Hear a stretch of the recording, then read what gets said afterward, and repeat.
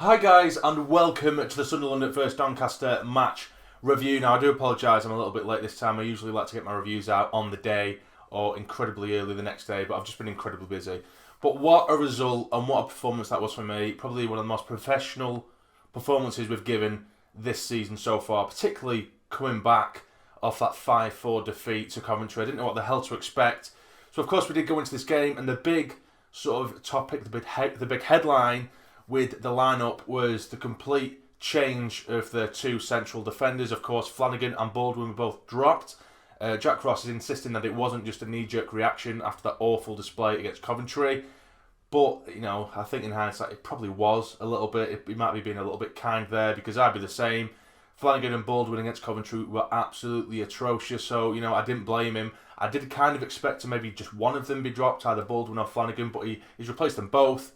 And he's put Ozturk and Dunn in there, and I haven't been a massive fan of Dunn since he has arrived. Really, I do think he's a little bit of a liability, but I don't know whether that's because of the tactics he's been given and the instructions he's been told to do.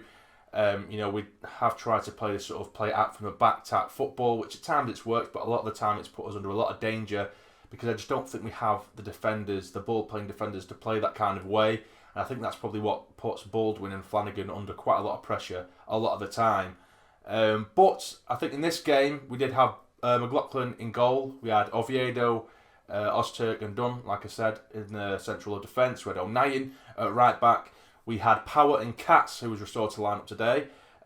We had McGeady, Morgan and Honeyman behind Charlie Wyke. So like I said, I think the instructions given to both Dunn and Ozturk were literally just get it away. Get the ball away. Clear it away. No nonsense. And it worked. It really did work. We played a lot of League One tactics, which is to just, get it away, which we have complained about in different parts of the season when we was going a bit to hoof-it football, and it was horrible to watch. But at the end of the day, it has got us results throughout this season, playing, sometimes playing a bit unattractive football.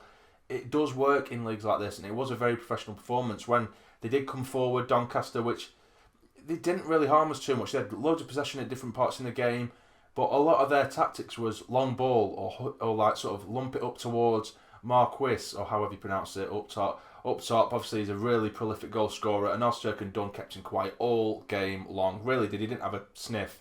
Don't get me wrong, Ozturk did have a couple of questionable challenges where, he was probably very fortunate not to have given away a couple of penalties on a couple of different occasions, or at least, get himself maybe even a booking, a sending off, whatever, because he was just rugby tackling their players. But at the end of the day, it's League One. We've had those, go against us a million times, so I suppose maybe a little bit of luck was on his side. But all in all, Ozturk and Dunn at the back were very good. But as for the goals, a ball is played into the box. It's laid down by Charlie Wyke to Morgan, who absolutely thrashes at the ball about 7 or 8 minutes in, and is smashed into that bottom left-hand corner into the side of the goal. Brilliant start, brilliant finish. And in that first half, we did use a lot of energy going for them, getting right in the faces. There was so much intensity. We were making chances constantly. We just looked like a constant threat, and we were a constant thorn in the side. Wyke was absolutely excellent. Every ball played in the box, or just any, second balls. He was winning everything. He was winning absolutely everything, Charlie Wyke.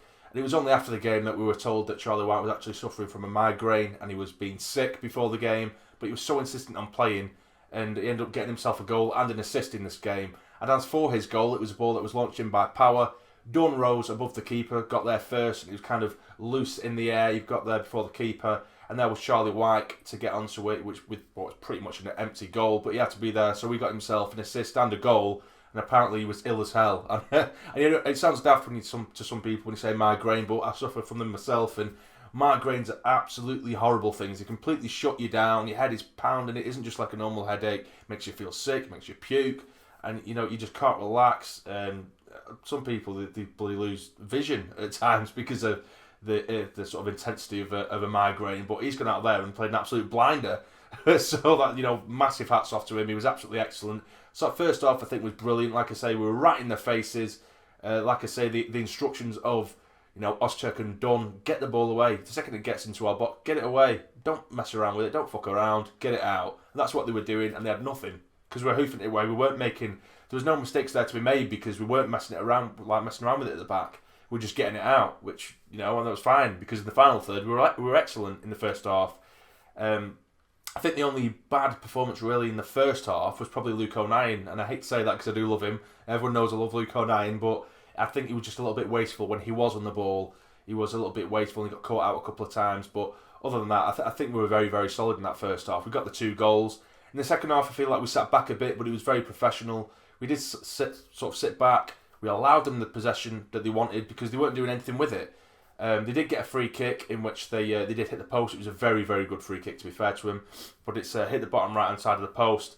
So we're quite lucky that we didn't concede there. We hit the post ourselves coming forward with Morgan. Again, it was an absolute stormer of a game. But we managed to hold on to it. And like I say, second half, we just allowed Doncaster off the ball.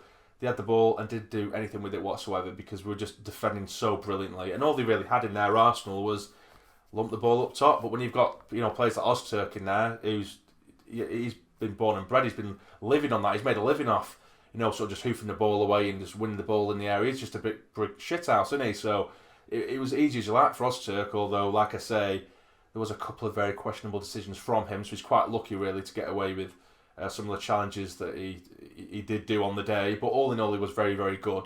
So it's an incredible result, brilliant result, because Portsmouth did manage to get a win as well, which was really frustrating because they will, I think, level 1-1 until the 92nd minute, where Clark did score for Portsmouth. Barnsley won again as well.